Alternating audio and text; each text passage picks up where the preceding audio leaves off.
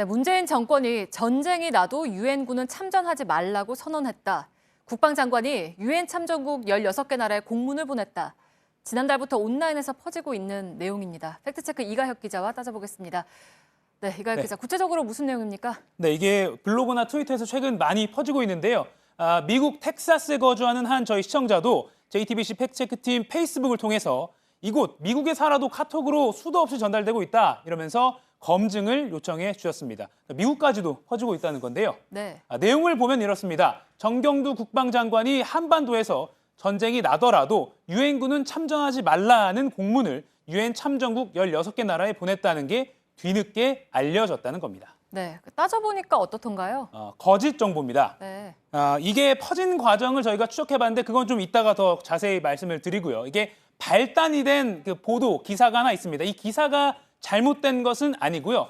바로 이 기사를 입맛에 맞게 왜곡한 일부 유튜버나 글이 발단이었습니다. 이 기사를 좀 보시면요.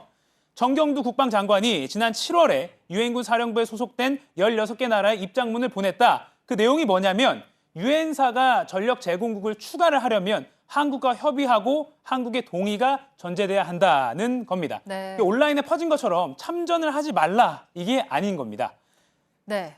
근데 국방장관이 이런 입장문을 왜 보낸 겁니까, 그러면? 바로 일본 때문입니다. 이 유엔사라는 건 먼저 설명을 드리면 이 한국 전쟁 당시 병력을 파견하고 다시 전쟁이 나면 재참전하기로 결의한 나라들로 구성돼 있습니다. 그래서 전력 제공국이라고 부릅니다. 이 한국과 미국을 빼면 16개 나라입니다. 일본은 당연히 여기에 속하지 않습니다.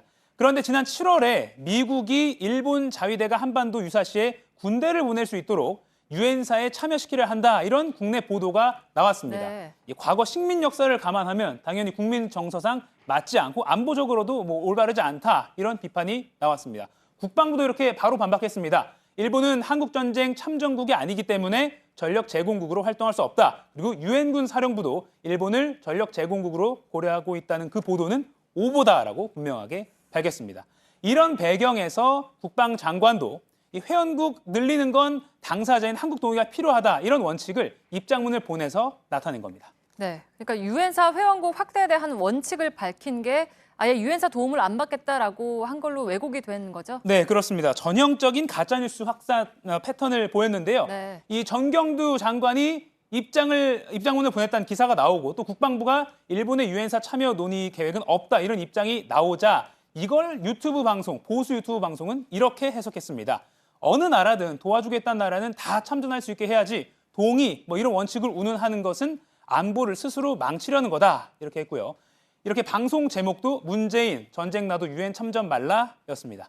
100만 명이 넘는 구독자를 가진 이 채널을 타고 온라인에서는 이 정권이 전쟁 나면 우리를 도와줄 유엔군 보고 참전하지 말라고 했다. 안보를 포기한 것이다. 이런 식으로 거짓 정보가 급속도로 퍼졌습니다. 네, 알겠습니다. 팩트체크 이가혁 기자였습니다.